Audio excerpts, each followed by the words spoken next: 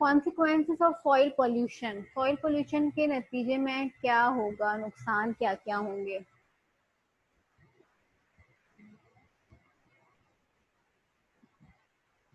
The toxic substances that are deposited on the earth's surface harm our health and well-being and affect food, water and air quality. ठीक है, ये आपको पता है कि soil अगर खराब होगी तो क्या होगा, क्या क्या हो सकता है।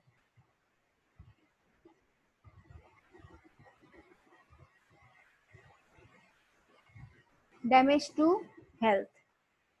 Soil pollutants enter our body through the food chain, causing illnesses to appear. अभी हमने बात की सॉइल पोल्यूटेंट्स की वजह से आपका जो फूड क्रॉप है वो खराब होगी, और वो खराब क्रॉप, वो खराब फूड, वो खराब वेजिटेबल, खराब प्लांट्स, वो खराब फल जब आप खाएंगे तो उसके अंदर आपको क्या होगा, वो टॉक्सिक मटेरियल अब आप में आ जाएगा और आपके अंदर, आपकी बॉडी में इलनेसेस कॉज करेगा, डिजीज कॉज करेगा।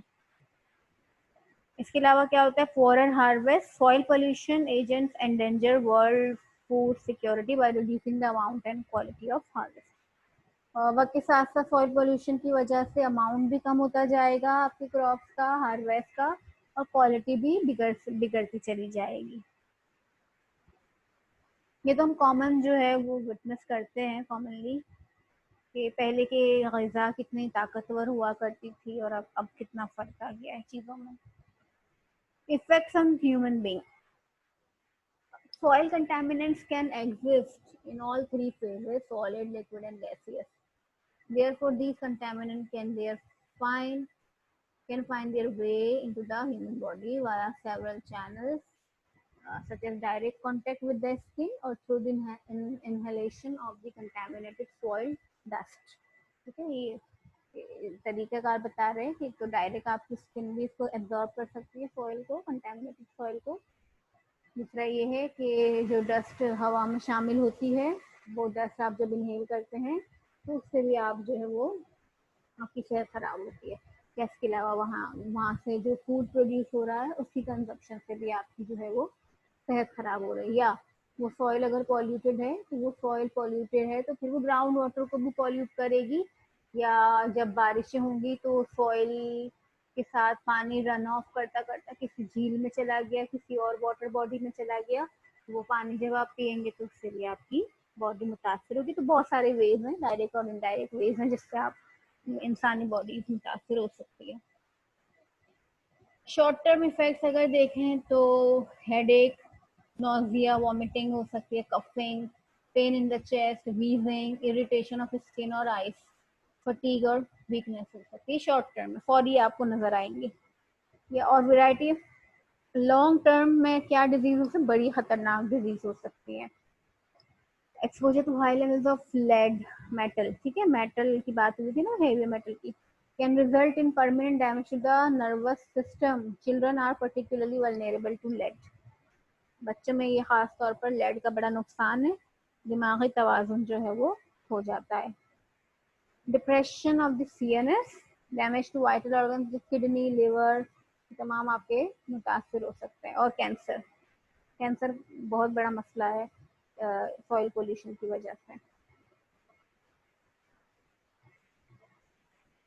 प्लांट्स और एनिमल्स पे इनका इफेक्ट कैसे आएगा?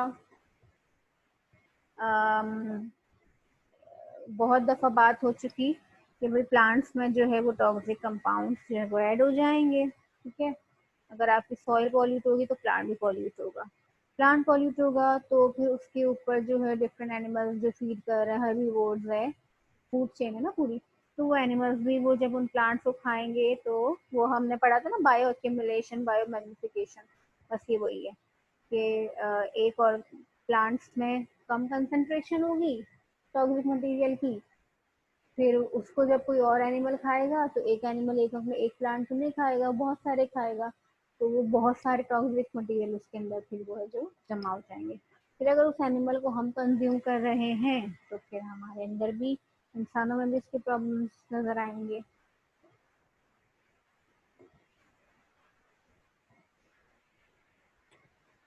तो इसीलिए कहते हैं कि जो एनिमल अच्छी ग़िज़ा खाते हैं वो एनिमल हमें खाना चाहिए।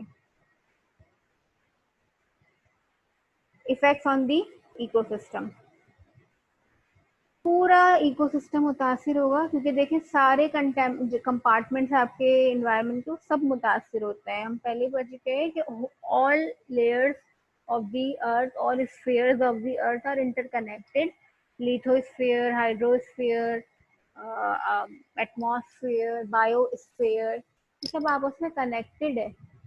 सॉइल में पॉल्यूशन हो रही है तो एयर में भी होगी, सॉइल में पॉल्यूशन हो रही है तो वाटर में भी होगी, सॉइल में पॉल्यूशन हो रही है तो बायोस्फीयर लाइफ में भी होगी। तो पूरा इकोसिस्टम इससे मुतासिर होगा। ठीक है, ये आप पढ़ लीजिएगा।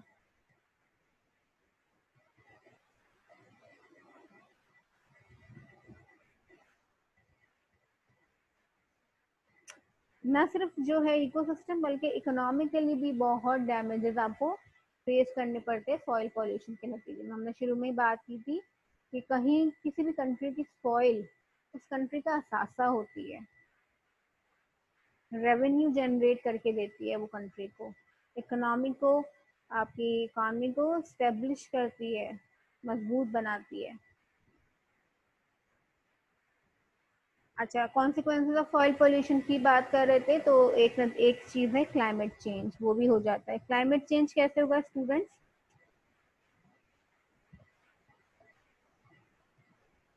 सॉइल में से क्या होगा, जितना टेम्परेचर बढ़ेगा ना, तो क्या होगा, सॉइल में कुछ गैसेस मौजूद है, खासतौर पे कार्बन डाइऑक्साइड जो है वो मौजूद है। कार्बन डाइऑक्साइड को प्लांट्स अपने अंदर इनहेल करते हैं और उससे ज़मीन के अंदर जमा कर देते हैं। फिर अगर टेम्परेचर ज़्यादा होता है ना, तो ये फिर ज़मीन का, सॉइल का टेम्परेचर बढ़ता है और सारी गैसेस स्केप होना शुरू हो जाती है। किसी भी चीज़ का आप टेम्परेचर बढ़ाओगे तो गैसेस की सॉल्युबिलिटी जो है वो कम होगी और उसमें जो मौजूद डिजॉल्व गैसेस हैं वो उसमें से बाहर निकलना शुरू हो जाएगी। तो फिर क्या होगा, कार्बन डाइऑक्साइड जो सालों सालों से अंदर दफन थी जमीन के अंदर, अब वो क्या है, वो एक्सपोज हो गई, वो इन्वायरमेंट में आ गई, और उसकी वजह से फिर मजीद ग्रीन हाउस गैसेस का इजाफा होगा और मजीद क्लाइमेट चेंज होगा। वाटर एंड एयर पोल्यूशन तो पता है, पढ़ लिया। Population displacement, soil degradation and climate change will have driven between 50 to 700 million people to immigrate by 2050। ठीक है, माइग्रेशन में भी एक बहुत बड़ा रोल है सॉइल पोल्यूशन का। खासतौर पर जो फार्मर कम्युनिटीज है वो देखती है कि अगर किसी जगह पर प्रोडक्शन कम हो गई, खत्म हो गई, तो फिर आबादियां मूव करना शुरू हो जाती है और वो किसी ऐसी जगह जाती है जहाँ पर क्रॉप अच्छी हो, सॉइल फर्टिलाइज हो, या इसके अलावा किसी जगह पर बहुत ज़्यादा सॉइल कंटेमिनेशन हो गई है तो फिर वो जगह पर रहना मुनासिब नहीं है, वहाँ के लोगों की जिंदगियाँ खराब होती है, सेहत खराब होती है, तो फिर वो माइग्रेशन कर जाते हैं, मूव कर जाते हैं। तो एक पॉपुलेशन डिस्प्लेसमेंट का भी बहुत बड़ा मसला आ जाता है। स्पीशीज एक्सटिंक्शन, बहुत सारी आपकी स्पीशीज हैं वो जो है एक्सटिंक्ट होना शुरू हो जाती है। ये एक्सटिंक्ट से मुराद है कि खत्म, बिल्कुल खत्म, जमीन से उसका नामो निशान मिट जाता है किसी खास स्पीशीज का। तो ये भी हो सकता है सॉइल पोल्यूशन की वजह से, हो सकता है क्या, ये हो रहा है, हो चुका है और मजीद बढ़ेगा।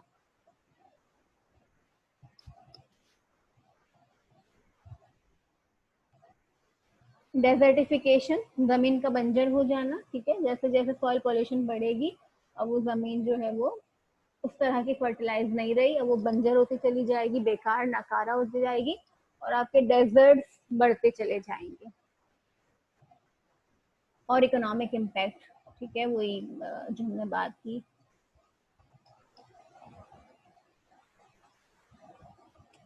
सेलिनाइजेशन होती है सॉइल पोल्यूशन के नतीजे में। सेलिनाइजेशन क्या है? It's the increase of salt content of soil. Salinization occurs due to acid rain, जमीन में सॉल्ट की मिकदार बढ़ जाना। एग्रीकल्चर ऑपरेशन से हो सकती है, एसिड रेन से हो सकती है, डिफरेंट इंडस्ट्रियल एक्टिविटीज से हो सकती है। सेलिनाइजेशन से होता है क्या है कि प्लांट अब वहाँ सही से ग्रो नहीं कर सकते, वो सलाइन मिट्टी हो गई, फिर इसी तरह वो वहाँ का ग्राउंड वाटर भी उस स्लाइन सॉइल की वजह से ग्राउंड वाटर भी जो नीचे होता है वो भी स्लाइन हो जाता है और वो ग्राउंड वाटर भी अब इंसानों या जानवरों के पीने के काबिल नहीं रहता। तरीका कार क्या है कंट्रोल करने का सॉइल पोल्यूशन को? पहला तो ये है कि होने ही ना दें, ठीक है, प्रिवेंशन, प्रिकॉशंस। और फिर दूसरा होता है कि कंट्रोल, अगर हो गई है सॉइल पोल्यूशन तो उसे ट्रीट कैसे करना है। तो हमने पहले ये देखना है कि हमने होने ही नहीं देनी, तो उसके लिए हमने क्या करना है, reducing chemical fertiliser and pesticide use. Reduce करना है, रिड्यूस करना है, रीयूज करना है, रिसाइकिल करना है चीजों को। तो उससे क्या होगा, वेस्ट ही कम जनरेट होगा, केमिकल्स कम जनरेट होंगे, टॉक्सिक मटेरियल कम जनरेट होगा। और नेचुरल चीजों को ज्यादा यूज करना है आपने, क्योंकि नेचुरल चीजें डिग्रेड हो जाती है, जीनोबायोटिक्स नहीं होती हैं, परसिस्टेंट होती हैं चीजें, वो खत्म नहीं होती हैं। तो आपने नेचुरल की तरफ जाना है। और दूसरा आपने क्या करना है, कम इस्तेमाल करना है चीजों का, रिसाइकलिंग करना है। रिसाइकलिंग करेंगे तो क्या होगा, वही चीजें जो है वो नई बनानी नहीं पड़ेगी, तो उसके नतीजे में भी पॉल्यूशन होती है, नई चीजें बनाते हैं तो। या इसके अलावा रिसाइकिल करने से क्या होता है कि एक बॉटल है उसको रिसाइकिल किया तो वो बॉटल वेस्ट नहीं बनी बल्कि किसी और काम में आ गई, तो अब वेस्ट आपका इस तरह कम हो गया। रीयूज करें, एक प्लास्टिक बॉटल है, ग्लास बॉटल ले लें, ठीक है, उसको रीयूज करते रहे तो एट दी एंड 1 महीने बाद देखेंगे तो अगर प्लास्टिक बॉटल यूज कर रहे थे तो 30 बॉटल्स हो जाएंगी, अगर ग्लास की कर रहे थे तो वो एक ही रहेगी। तो इस तरह भी आपका वेस्ट जो है वो कम जनरेट होगा। रिफॉरेस्टेशन करें, रिफॉरेस्टेशन यानी ट्रीज लगाए, प्लांट्स लगाए। देखिए प्लांट्स का स्पेशल इफेक्ट होता है, प्लांट्स एक पिलर्स की तरह होते हैं। प्लांट्स जो है आपकी सॉइल को बाउंड करके रखते हैं, बाइंड करके रखते हैं, जोड़ के रखते हैं। अगर प्लांट्स ना हो तो क्या है, सैलाब, मिसाल के तौर पर सैलाब जब आते हैं ना, तो प्लांट्स अगर होते हैं तो उनमें स्ट्रेंथ होती है, दरख्तों में स्ट्रेंथ होती है कि वो पानी का मुकाबला कर सकते हैं। अगर वो ना हो तो वो आराम से किसी भी जगह, किसी भी जमीन से पानी पूरा का पूरा सैलाब का गुजर जाए और जो है आपकी सॉइल, अच्छी वाली सॉइल जो ऊपर की लेयर होती है उसको साफ करता हुआ निकल जाए, इरोजन हो जाए उसकी। इसके अलावा भी और डिफरेंट बहुत सारे तरीके हैं, ये आप पढ़ लें कि आपने क्या करना है। एमिशंस को कम करना है मोटर व्हीकल्स की, क्योंकि एयर पोल्यूशन की वजह से एसिड रेन होती है और आपकी सॉइल पोल्यूशन होती है। ये बातें हम कर चुके हैं।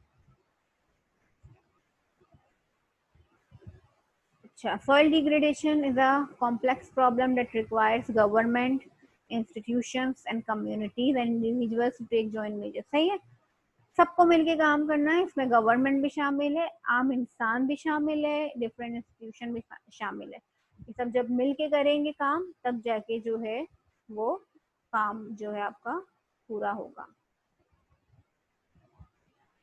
ईट सस्टेनेबल फूड स्टफ्स, सस्टेनेबल के ऊपर हमने बहुत बात की है क्या होता है, ठीक है।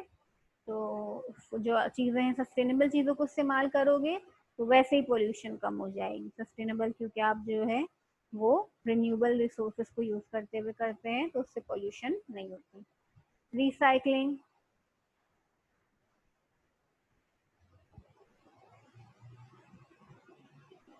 प्लानिंग, ट्रीटमेंट, ये तमाम चीजें सोल्यूशन है आपका सॉइल पोल्यूशन को कम करने में। यानी जो वेस्ट वगैरह है, वेस्ट वाटर अगर निकल रहा है या वेस्ट निकल रहा है, सॉलिड वेस्ट, उसको अगर आप ट्रीट कर कर जो है डंप करोगे तो वो ऑलरेडी ट्रीटेड होगा, तो इतने टॉक्सिक पॉल्यूटेंट और ये सब कुछ सॉइल में अब ऐड नहीं होंगे।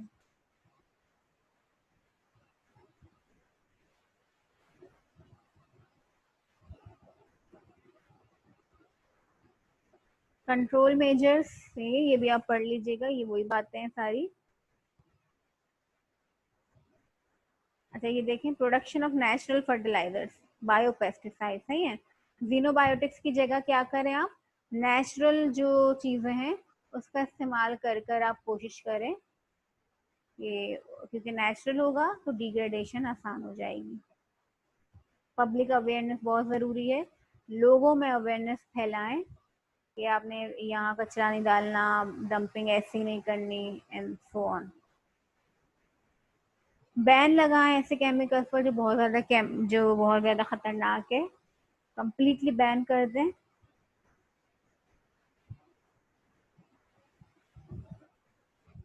अच्छा, अब अगर हो गई है सॉइल पोल्यूशन तो फिर उसे कैसे कंट्रोल करोगे?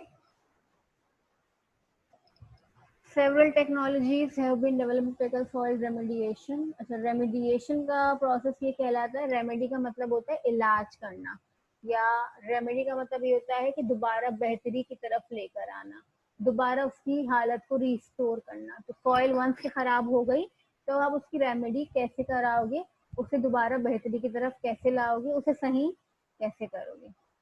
तो आप क्या करोगे? एक्सकवेशन या subsequent transportation of polluted soil to remote uninhabited location. अच्छा, आप कोई किसी जगह की सॉइल बहुत खराब हो गई है तो आप उसको वहीं नहीं छोड़ते हैं, हो सकता है वहाँ आबादी हो, जानवर हो, दरख्त हो, आप उसे वहां से वो सॉइल जो कंटेमिनेटेड सॉइल है उसे उठाएं और उसे किसी और जगह पर जाकर डंप कर दें कि वो क्या करे, वो किसी को नुकसान ना पहुंचा सके वो सॉइल।